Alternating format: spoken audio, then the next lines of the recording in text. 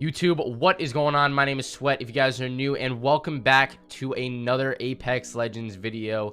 Today's video is the one that a lot of you guys have been requesting, the Season 8 best console settings, best controller settings, whatever you want to call it.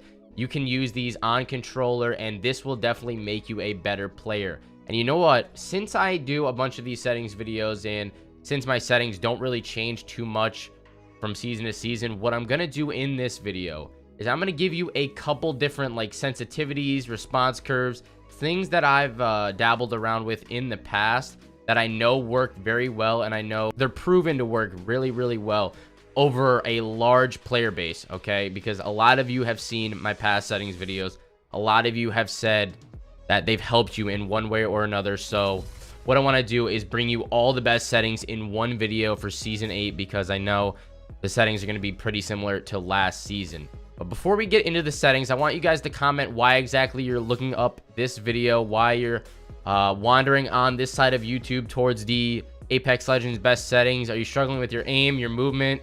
What is it? Let me know down in the comments below. And without further ado, let's get into it. So first off, the settings, the gameplay tab here. We have interact prompt style. I have that put to default, okay? Compact just really hides a bunch of information from you. I like it on default. And if you're a newer player, I would definitely recommend default. If you're a more advanced player, you don't really like clutter on your screen, then I would pick compact for this one. Onto button hints, I have this on off. This really just shows what console you're playing on, or if you're playing on an Xbox controller or a PS4 controller. It really doesn't matter, so I have that turned off. Crosshair damage feedback, okay? I made a video on this a while back stating that I feel like it gives you a little more aim assist having it on X with shield icon. Now, obviously, if you don't like aim assist, you don't like that at all, put that on off, and that will...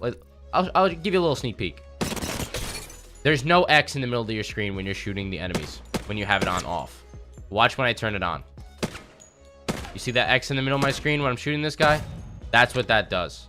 And I feel like it helps keep your aim on target rather than having it off. It just feels weird to me.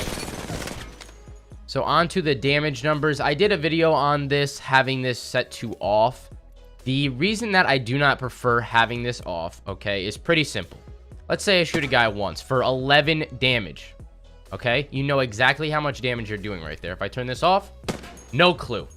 No clue, unless you're looking at the health bar, which nobody's gonna know exactly how much damage. Like, I shoot this guy already.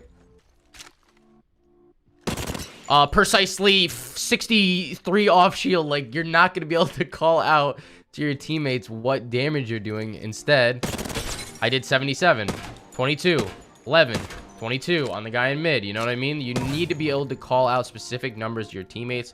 So that is why I have that on stacking. Ping opacity, I have that on faded. I like to be able to see through my pings. I don't like them to just take up my whole screen. So let's say you ping something across the map over here. You can see through what you're pinging, right? Sniper stock here. So I ping right there. You can see right through it. You see how it's a little bit faded when you aim in. If you have that on, what is the other option? Default, that'll stick around for a while, and it will be fully opaque. Most of the, what the frick does that mean? Fully opaque? What? Anyways, keep that unfaded, guys. Obituaries on. I just like to see who I kill sometimes. If it's a buddy, then you can throw them a nice little friendly teabag or whatever. Minimap rotation, I have that on off. I don't like my minimap rotating. Weapon auto cycle on empty, I have that off. I do not like to be reloading my weapons if I'm not the one reloading them. I don't like the game to be doing it for me, so that's why I have that off. Auto sprint I have on, and the only reason I really have this on, I'm not gonna lie to you guys, is to spin the kunai. If you want to know how to spin the kunai, or really any heirloom, all you really got to do is make sure your weapon inspect button is on the left D-pad. And while you're running, you can just hold down the left analog stick and move your right thumb over and just keep hitting it to spin the kunai. So that's how you do that. That is why I have auto sprint on. That is the only reason. I know a lot of people don't like auto sprint on, so I mean, it's kind of preference. Double tap to sprint, I have that off. I do not enjoy that. Incoming damage feedback on 3D. Taking damage closes death box menu, I have that off. I definitely recommend having this off if you like to shield swap, and you really do need to have this off in order to shield swap. So I recommend having that off. Hop up, pop up, I have that on. It just tells you what pop up, hop up, pop up, hop up, pop up. drop up, it tells you what hop up you're using. Okay, so it's pretty helpful. Got streamer mode, I have that off right now. Anonymous mode, I have that enabled so that I don't get stream sniped or do whatever, or people hunting down my name. But if you're not really a streamer or not a YouTuber, then that really won't matter to you. Usage sharing, I have that enabled. Performance display, I have that off. I just don't like seeing it on the right of my screen. I have a pretty consistent ping, so I have that off. Club invites, I have enabled. Colorblind mode, this is a big one here, folks. Tritanopia, I love having it on Tritanopia, and what it really does is makes your reticle yellow. It also makes Watson fences yellow. It makes things very easy to see from across the map, and that is why I like to have that setting on. We scroll down very slowly here. Subtitles I have off. Subtitle size on normal. Enable accessible chat features off. Convert incoming voice to chat text I have off. Onto the controller settings now. My button layout is on default. I will warn you guys though, I do have a scuff controller, so if you want to maybe crouch spam or do whatever you need to do with a normal controller, maybe put this on button puncher, button jumper, or bumper jumper, ninja, whatever you guys prefer on that. The stick layout I have on default. Interact reload button is on tap. I don't like to hold it down the entire time. My crouch button is on hold, and the one downside of having my crouch button on hold with a scuff controller is that when I go to respawn somebody, I can't stay down on the ground and crouch. Okay, so that's the one downside. The upside is that you can crouch spam like absolute, like a madman. Look at this. It's really, really hard to hit you when you're crouch spamming like this, and with the scuff controller, it makes it a lot easier. Does mess up your accuracy a little bit, so if you run into a good enemy, it's really going to help you out. So I would recommend having that on hold if you have a scuff controller, and if not, I would put that on toggle. There's still a lot of other ways to crouch spam. Definitely on toggle if you don't have that scuff.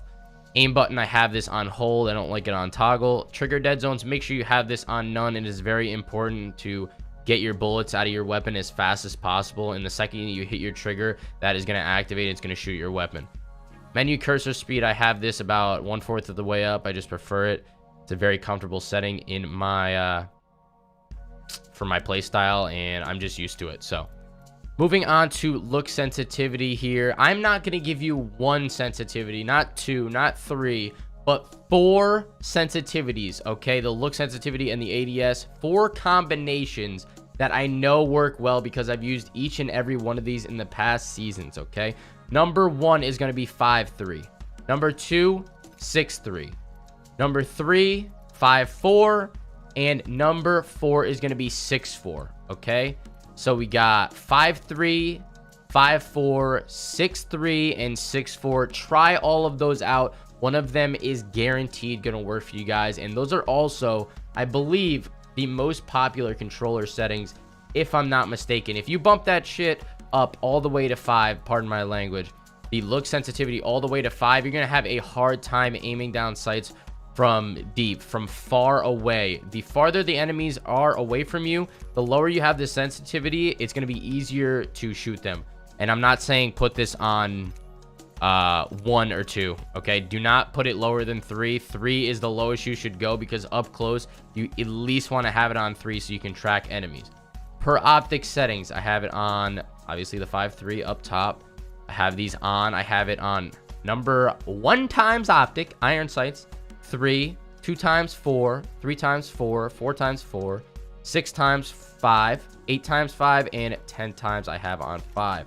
Onto the response curve. Okay, I'm going to recommend 2 of these, classic and linear. Linear is better up close for gunfights. It's more accurate, I will say, but classic is better from far away. And if you're going to have classic on, I would recommend either putting on no dead zone or small dead zone. And if you are on linear, you need to have this on small, because if you put this on none, your stick drift is ridiculous. Look at this.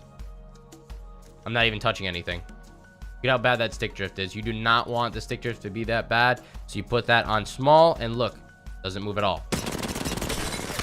And you can be very accurate from close range with linear. Like I said, I have this on classic though, because I like using weapons from far away, especially in ranked.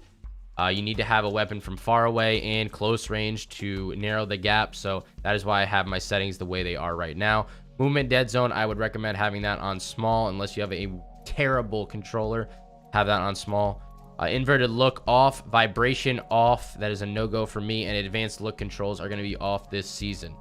Onto the video settings, we have the brightness on medium. We have the field of view jacked all the way up to 110. Do not put this anywhere lower than 90. You're going to regret it. I know a couple people do play lower than 90, but you need to be able to see your surroundings. So that is why I have that jacked all the way up to 110 so I can see the max surroundings. I don't know what this is. Apply that. Sprint view shake, I have that on minimal. You do not want that on normal. Make sure to keep that on minimal. And the audio settings are personal preference, 100, 100, 0, 0, off and off for me. But that is it, guys. I hope you enjoyed this video, and if you learned anything at all, make sure to drop a thumbs up and subscribe to the channel if you're new. And make sure towards the end of the season, middle of the season, a week later, a day later, make sure to tell me if any of these settings helped you, or if they didn't help you, tell me why exactly you think they didn't help you. And anyways, guys, have a wonderful rest of your day, and peace out.